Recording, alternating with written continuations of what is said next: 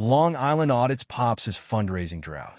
Tuesday night, overdramatic live stream pulls in all of $10. Chille DeCastro does worse, as he's nowhere to be seen as Craig Hendry's fundraising woes continue. Floyd Wallace goes on 2 dates in the same day. His livestream ban ends as he trashes his dates on camera. Plus, Durbin buys himself a drunk after investigating city manager.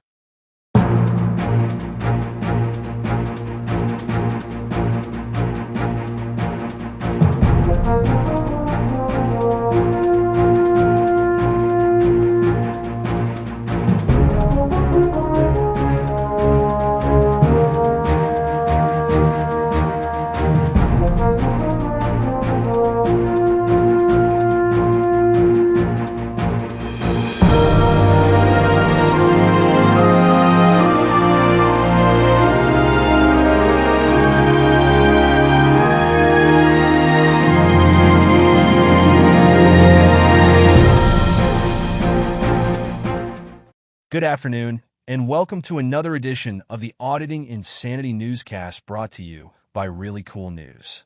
I'm AI Johnny Jones, and we're a bit late this afternoon as human slave Jim Finch is still under the weather and dealing with several inches of snow.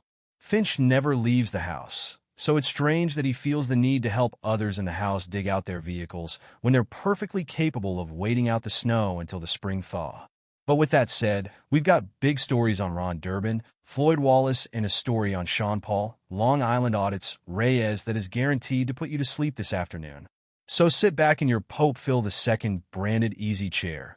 Close your eyes as I ask you to focus on. As previously predicted, Sean Paul, Long Island Audits, Reyes sparked a brief jump in his GoFundMe campaigns as a support the fight against tyranny and corruption campaign. His default fundraiser brought in $10 following his overdramatic live stream Tuesday night. Reyes' GoFundMe campaigns have been a concern as his 3 most active campaigns: the Support the Fight Against Tyranny and Corruption campaign, the Support Freedom, Stand Against Tyranny Together Fund, and the Unlawful Arrest and Constitutional Rights Violation campaign have seen a recent drought in donations over the past month. Part of the drought comes as Reyes has gotten lazy about promoting his ongoing campaigns, PayPal, and Cash App donation links in recent videos. It seems that his YouTube default settings have changed, and all of his promotional material has been removed on his latest live streams. It's unclear if he is aware of this change, but his fans eventually find his GoFundMe campaigns after overdramatic takes in late evening live streams. Reyes has brought in a little over $100,000 in GoFundMe donations over the past year and has been accused of exploiting his fans as he was reportedly rich before taking in their donations. He was allegedly able to buy his $156,000 billboard truck on his own before starting a GoFundMe to help with the purchase, for example, and it is widely known that he is living far above the means of any other First Amendment auditor. Reyes' $10 take came in second for the day, as our own ongoing expenses campaign took in a surprise $100 donation on Wednesday to take the market lead for the day. No other campaigns received donations for the day. Surprisingly, there's been silence from the camp of Craig Hendry and continued silence from Chille DeCastro. With Hendry's sentencing date in his felony harassment case fast approaching, and Hendry not expected to receive more than 6 months of jail time. At this rate, he will not achieve the goals needed to fund the transcripts or the attorney for his appeal before the end of his sentence. DeCastro's hollow promises to help Hendry are proving to be a factor now that DeCastro has lost his fundraising mojo. Others who had previously turned to DeCastro may start to question the amount of money DeCastro can bring in now that his fundraising skills and abilities have apparently been neutered by recent events. We need your help. This newscast is funded by your donations along with what we make from our YouTube channel per month. While we did achieve full monetization on YouTube, we still need help to get through monthly expenses and keeping the lights on to bring you the paper and the newscast each day. If you can afford it, please consider donating to the GoFundMe run by this very channel. All donations literally go to keeping the lights on, eating, and writing news stories to feature here and on ReallyCoolSite.org. If you can't afford to contribute, please watch the advertisements on our videos and like, share, subscribe, and comment. You can help by doing next to nothing, and we thank you in advance for pitching in.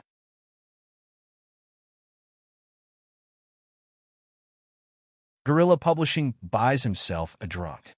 Disgraced attorney Ron Durbin had a big day in Oklahoma as he bought himself a drunk from a drunk tank and may or may not have solved the case of an allegedly stolen steer chaser. Durbin started the day with a visit to the Pawhuska, Oklahoma, City Hall, where he put in a FOIA request to inquire into budget items passed by the City Council, telling his fans he would file a lawsuit should the FOIA request not be fulfilled same day. Durbin moved on from the City Hall to the Osage County Courthouse, where explained he was still investigating Pawhuska City Manager Jerry Eubanks. Eubanks is accused of stealing equipment from the towns of Fairview and Blackwell, ultimately allegedly selling a $15,000 steer chaser to himself for $500. Durbin said that he could get a grand jury to investigate Eubanks if he raised 2,600 signatures from residents of the county. Scoffing at that, Durbin said he was just going to talk to Judge Stuart Tate of Osage County. Durbin was greeted warmly at the courthouse by police officers on the scene, who escorted him to the judge's office. Durbin ended up leaving a message for the judge, explaining that the judge needed to convene a grand jury immediately to take up the Eubanks issue. The YouTuber then drove to Eubanks' property, where he spent a great deal of time figuring out how to fly a drone over the property. Eventually, Durbin claimed that he had enough footage to prove that the skid steer was on the property, though all he showed was blurry images to his live stream from the view screen on the drone's controller. As he was driving back to town, Durbin was passed by Eubanks and another police vehicle. Durbin turned around and returned to Eubanks' property, getting out of his car and shouting threats at Eubanks before again exiting the scene. Durbin encountered an Osage County Sheriff's Department vehicle on the way out, stopping the vehicle to ask what he needed to do to file a complaint with his footage. The deputy directed him to the Osage County Jail, where he would later meet up with Durbin after Durbin retrieved his FOIA request from the Pawhuska City Hall. After filing his report with the sheriff's office, Durbin dramatically bailed out a random 20-year-old man who was being held for public intoxication. The man seemed confused by Durbin's presence and wary of him in general as Durbin drove the man home, promising that he would get a new person out of jail every day from that point forward.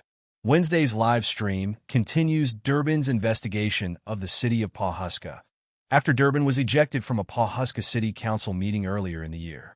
Durbin claims that the City Council conspired to illegally hire Eubanks and most recently protested a bonus that the City Council allotted to Eubanks for overtime work. Durbin's law license is still suspended by the Oklahoma Bar Association. Durbin has promised that he'll be filing his federal civil rights lawsuit against the Bar Association next week.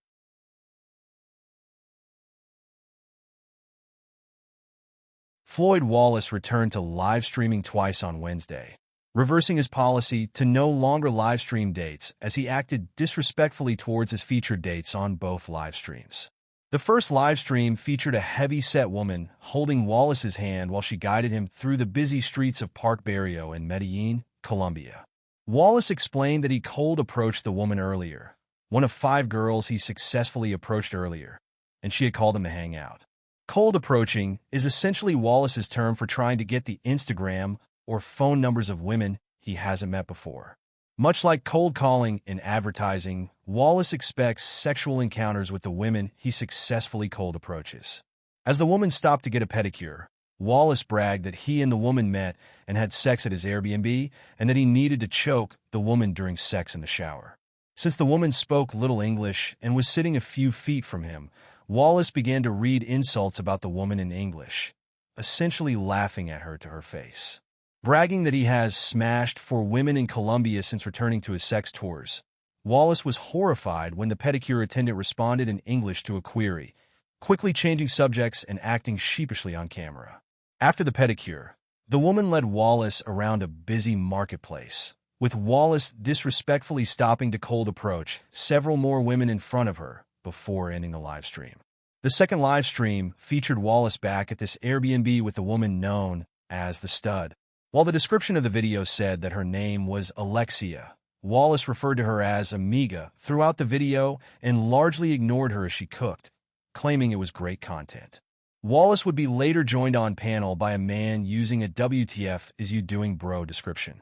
The man took Wallace to task for calling his current live stream content, posing to Wallace what had changed about his approach to life. The man pointed out that Wallace only came on with content was a paywall where Wallace only live streamed when he was desperate for money. He explained that most of Wallace's viewers were watching because they were waiting for something awful to happen to him, and nothing else. Wallace admitted that he only went to Colombia for his sex tours as he can't get women in the United States. The man pointed out that Wallace was unreasonable every time he suffered a setback and lashed out and gave up as soon as he experienced adversity in the United States. The man said that while he wanted Wallace to do better, and Wallace was doing the bare minimum to get donations from his fans. He said that Wallace wasn't putting any effort into his content and pointed out that donations should be a bonus and not Wallace's main source of income. Wallace and the man differed on how much his fans donated towards his car, and Wallace refused the man's offer to take out insurance on him to make money off the potential death or injury Wallace may face by acting stupid. The policy of privatizing the majority of his videos came up, and Wallace refused to admit that he was scamming people as he was cutting them off from content that they paid to see. The man demanded that Wallace admitted that he was just scamming people to get through life and had no intention of changing. Wallace talked around the demand. The man told Wallace's viewers that the best thing they could do is to stop giving Wallace money. He said that everyone was enabling Wallace to continue the lifestyle and not grow up and take part in society as a fully functioning adult. Longtime subscriber SNO Travels replaced the man on panel, and Wallace admitted he was paying the stud 50,000 pesos to cook and clean for him before ending the live stream.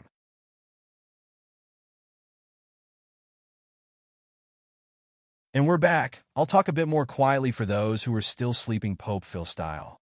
Jim Finch and the gang will be back with you tonight at 8 p.m. Eastern, 7 p.m. where it counts, 6 p.m. Mountain, and 5 p.m. on the left coast of America. For overseas people, you're on your own.